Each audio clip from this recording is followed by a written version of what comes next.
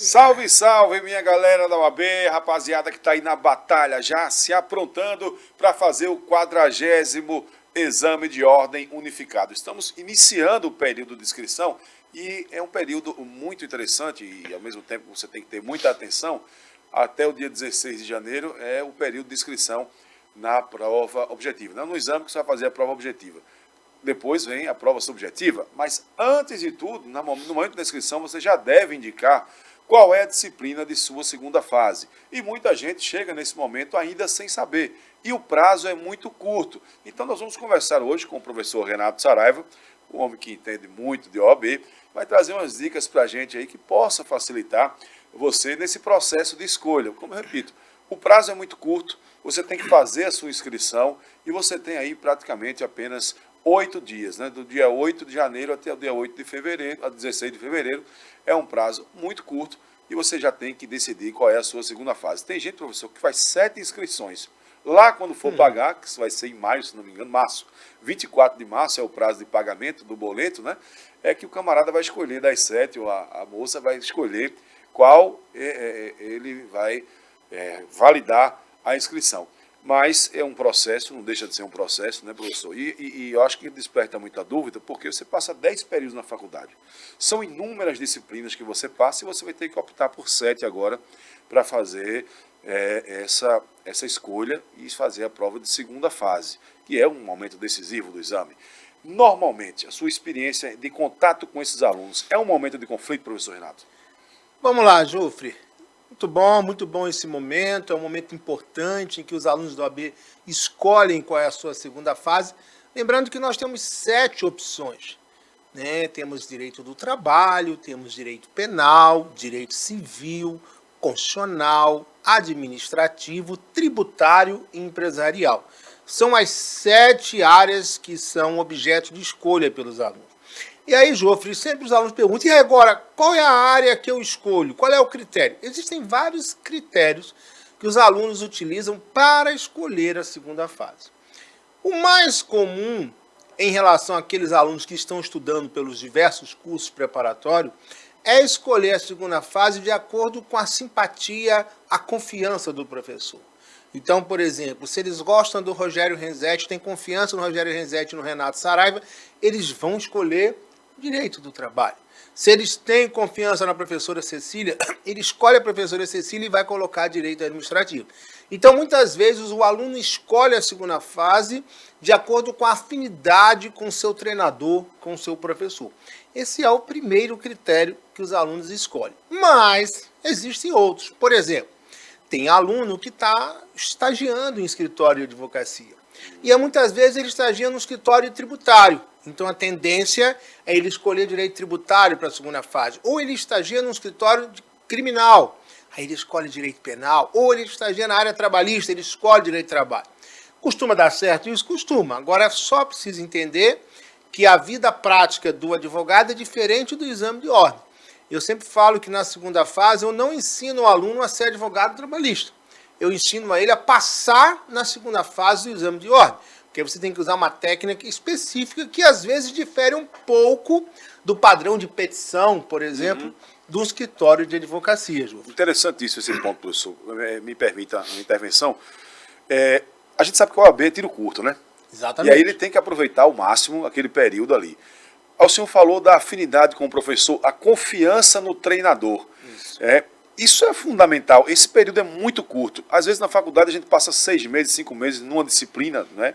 E às vezes não consegue construir aquela relação de confiança com o professor. Como é que o SES trabalha isso para ter essa confiança dos alunos? Nós temos, veja, primeiro, muitas vezes o aluno não está fazendo o primeiro exame de ordem. Muitas vezes ele está na segunda tentativa, está na terceira tentativa. Então a gente tem todo um trabalho, a gente tem muitos cursos pagos, mas também temos muitos cursos gratuitos, Ju, para oferecer muita coisa, muito conteúdo de qualidade, de graça para os nossos alunos. Nós temos também, além da preparação cognitiva, a preparação mental, a inteligência emocional para fazer a prova. E, de fato, os nossos professores são professores muito diferenciados, que fazem o seu ofício com muito amor e tratam os alunos com muito carinho. Eu acompanho mais de perto o Renzetti, por estar na segunda fase com ele, E o Rogério Rezende, na segunda fase de trabalho, ele é um paizão dos alunos. Ele vai junto com os alunos e leva até a aprovação. Então, um dos critérios é a afinidade, a confiança no treinador. Isso é fundamental. O segundo critério, como eu disse, é fazer a prova na área que o advogado já está estagiando. O advogado não, o estagiário, o aluno já está estagiando. E tem aqueles que ficam de olho. Eu vou fazer aquela segunda fase que é a mais fácil atualmente. Qual é a segunda fase que está todo mundo passando? E se ele não está preocupado se ele vai exercer, se ele vai advogar, ele quer um caminho mais rápido. Qual é a segunda fase que tem menos peças aí? E só que isso é muito relativo. Por quê? Porque às vezes você tem uma prova que é mais fácil, vai seguindo a sequência mais fácil, e daqui a pouco ela se torna mais difícil. Ou você tem uma prova que historicamente era mais difícil e muda o examinador e a prova se torna mais tranquila. Então é muito relativo. Não tem como esperar, principalmente com o FGV, mas essa metodologia que ela trabalha, que parece uma gangorra, né? É muito difícil, né, professor? É muito difícil. Eu prefiro ainda que o aluno escolha a segunda fase de acordo com a confiança em relação ao seu treinador.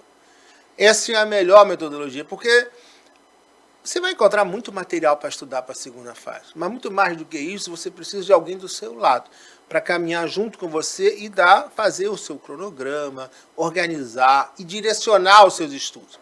Então, para mim, o critério mais eficiente, eu confio nesse treinador, eu confio nesse professor. Muitos, milhares, olha, eu perdi a conta da quantidade de pessoas que eu aprovei no exame de ordem. E muitos hoje que eu encontro, advogados, falam, Renato, eu não trabalho com direito de trabalho, mas eu fiz o exame de ordem na sua matéria. Eu não trabalho em direito de trabalho, eu trabalho com direito penal, eu trabalho com direito tributário, eu trabalho com direito do consumidor, eu trabalho com direito empresarial, mas eu fiz a segunda fase. Mas por que você gosta de trabalho? Não, eu confiava em você. Então esse, talvez, na minha visão, seja o melhor critério, você confiar no seu treinador e escolher a segunda fase, confiando que ele vai te levar até a aprovação. Ô, professor, é muito diferente. Eu não vou nem perguntar se é mais difícil ou mais fácil, mas é muito diferente o estudo de preparação da primeira para a segunda fase? Completamente diferente. A primeira fase, 60% da prova é lei seca. Então você até publicou outro dia no blog, né, uma matéria interessante sobre isso. Então é importante você separar tempo para estudar a lei seca. E claro que você lá é um provão, onde você precisa interpretar, mas você também tem muita coisa de decoreba, etc. Quando chega na segunda fase, amigo, não tem a lei seca você pode levar. No caso do direito de trabalho, você leva a CLT, você leva o vadimeco, em todas as áreas você pode levar o vadimeco. Então a abordagem não é mais a lei seca. De fato, você vai ter que aprender a fazer uma petição inicial, a fazer uma contestação, a fazer um recurso. Você vai ter que aprender a resolver uma questão discursiva. E aí é fundamental, né, você exercer, você desenvolver um raciocínio jurídico. No caso do direito do trabalho, por exemplo, você vai ter que se comportar, ora como advogado do reclamante, ora como advogado do reclamado, ora como advogado recorrente, ora como advogado recorrido, saber, se for levar uma CLT ou vadimeco, a manusear o índice remissivo, isso é fundamental para a solução das questões discursivas, tudo isso é fundamental. Então, na segunda fase, esqueça a decoreba. Tem gente, Ju, que faz esquema de petições e tudo, eu respeito toda a metodologia de ensino. Mas mais do que fazer esqueletos de peças, é mais importante você praticar. Quantas mais peças você fizer durante a preparação, durante a segunda fase, melhor você vai chegar na prova. Agora tem gente que quer fazer a prova segunda fase, que é uma prova prática, mas não quer praticar, quer só fazer a peça no dia da prova. Aí vai encontrar dificuldade. É mais ou menos você vai correr 10 km, vai dar uma prova de 10 km, mas nunca correu 1 km. Aí vai ter dificuldade. E definindo a escolha da segunda fase, entendendo essa diferença de comparação, chegando no terceiro ponto do examinando, qual é a principal dificuldade quando ele recebe a prova, professor? Às vezes é identificar a peça, identificar qual é a peça exatamente, para dali ele começar a demonstrar seu raciocínio jurídico. Ainda muito aluno tem essa dificuldade? Tem. Veja, a prova não é só a peça, né? Nós temos a peça processual e temos, que vale 5 pontos, e temos 4 questões discursivas. Cada uma valendo 1,25. Cada uma valendo 25, metade da prova. Metade da prova. Isso. Então, a primeira coisa que eu sempre sugiro ao aluno é que faça a leitura de toda a prova. Eu, particularmente, prefiro que ele comece do mais fácil para o mais difícil. Então, muitas vezes as questões discursivas estão bem fáceis. Então, se está fácil, você já sabe a resposta, vai lá e faz logo as questões discursivas. E aí, às vezes, o aluno começa pela peça, que está mais difícil. Aí ele perde um tempão na peça. Quando Já chega desgasta, a hora de... Já se desgasta um pouco, né? Quando chega a hora de resolver as questões discursivas, falta pouco tempo. Aí o que era fácil se torna difícil em função do tempo, do nervosismo. Mas, de fato, você precisa estar preparado para a peça e para as questões. E a dificuldade da peça, muitas vezes, não é a peça em si, é a identificação da peça. Isso. É o maior medo. É o maior medo, né? Porque é igual um avião na decolagem. Se você errar a decolagem ou você errar o pouso, você coloca em risco a vida de todos os tripulantes e passageiros. Então, se você errar a identificação da peça, já era. E identificou, era uma inicial trabalhista, você fez uma contestação, era um recurso ordinário, você fez uma inicial, você vai tirar 0 na peça e está reprovado. Por isso, o medo maior dos candidatos, quando enfrentam a prova discursiva, é não errar a peça. Errou o nome da peça, está reprovado. O ideal, então, seria começar pelas discursivas, até porque já vai ganhando mais confiança, vai... Não necessariamente. Eu acho o ideal ele ler a prova toda. Ler tudo e aí ele identifica o que começa. está mais fácil, né? Eu diria para você... Ele mesmo identifica o que está mais fácil, né, professor? Eu diria para você, Jovem, que a maioria esmagadora começa fazendo a peça.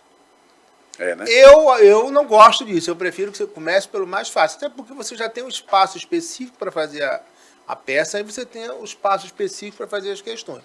Mas eu diria a vocês que na prática, né, são 20 anos preparando-nos para a OAB, a maioria começa pela peça processual. E aí você tem que ler, ler uma vez, ler a segunda vez, para identificar a peça e não errar. Ali é um momento crucial.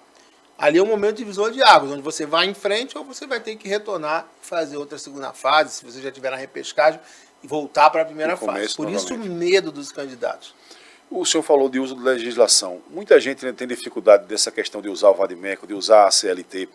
O treinamento do uso desse material, ele também precisa ser feito, professor Renato? Precisa ser feito. Todos os professores de segunda fase do SESC têm uma aula específica, que é uma aula de marcação aí que eu queria chegar. vadimeco. Todos eles têm. No caso nosso, nós temos a nossa CLT.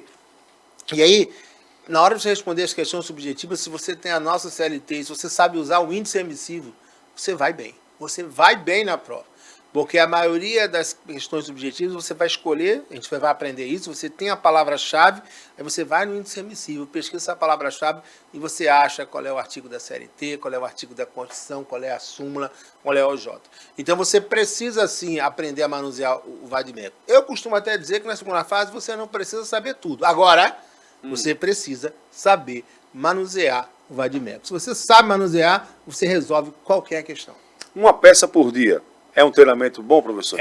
Depende de quantos dias você comprou o curso. Se a prova é semana que vem, eu diria que é uma loucura. Estou falando do OAB 40. Né? Mas sim, com dia certeza. 21 de janeiro já tem, normalmente, a segunda fase. Entre a primeira fase, agora nessa próxima, agora a primeira fase é 24 de março, a segunda é em maio, não é isso? Em maio. Então você tem... Eu até falei aqui do prazo de pagamento, não. 24 de maio é a prova objetiva, é a primeira fase da OAB 40. No começo eu falei aqui que era o prazo de pagamento, mas é isso mesmo. 24 de março é a prova. 24 de março é a primeira fase e a segunda fase em maio. Então, normalmente, você tem de 40 a 50 dias entre a primeira e a segunda fase. Se você fizer uma peça por dia, você vai ter feito 40 peças. É mais do que o suficiente. O ideal é que você treine bastante e fique com LER-DO. Sabe o que é LER-DO? Aquela lesão de esforço repetitivo. Quando você ficar com a mão doendo, com a tendinitezinha, significa que você estudou o suficiente para a prova. Quando a gente fala aqui no Nordeste, quando está com a munheca doendo... É exatamente isso. Professor, muito obrigado por aceitar o nosso convite aqui para essa conversa sobre a segunda fase da OAB 40, essa escolha, né, da segunda fase, um momento que o aluno tem essa dificuldade de se planejar, tem gente que vai fazer a repescagem, né, muita gente que ficou pelo caminho do 39, que vai já para a repescagem, e também por isso a gente resolveu fazer esse bate-papo. Nossa próxima conversa a gente vai falar sobre a primeira fase, projeto 40 pontos, né? Dicas de como você resolver questões. Inclusive tem um vídeo bacana que o professor Renato gravou, que a gente também está lá no blog, falando sobre o estilo FGV, como é importante você conhecer a banca. Isso aí vale para as duas fases, né, professor? Isso, vale para as duas fases. E, Jofre, uma coisa importante, você falou, pessoal, da repescagem. Olha, você que está na repescagem, não olhe para o retrovisor. Nunca. Que passou, passou. Olhe para frente. O objetivo agora é você passar nessa prova. Esqueça o retrovisor e olhe para frente. E até, eu acho que até serve de um reforço psicológico. Você já enfrentou, mesmo que você não tenha sido aprovado, você já conhece o que você vai enfrentar, né? Exato. Você já sabe, vamos, digamos assim, entre aspas, as armas que o inimigo tem. E você sabe que as que você usou não foi suficiente para vencer. Talvez seja por aí, né, professor Renato? Exatamente. E olha, só tem uma maneira de você não conseguir sua vermelhinha, é você desistir da prova. Não desista, a sua hora vai chegar. Se você não passou na primeira, vai para a segunda, vai para a terceira, mas se você não desistir, se você persistir, você vai alcançar o seu objetivo. É isso aí. Muito obrigado, professor. Um abraço para a minha galera do AB. Não esqueça de curtir, não esqueça de compartilhar esse conteúdo e, é claro, acompanhar o blog Portal Exame de Ordem do SESI OAB, que a gente está todo dia lá com conteúdo bom, de domingo a domingo, para ajudar vocês nessa batalha para enfrentar e vencer a OAB e tirar a tão sonhada vermelhinha. Um abraço e até a próxima. Valeu, galera!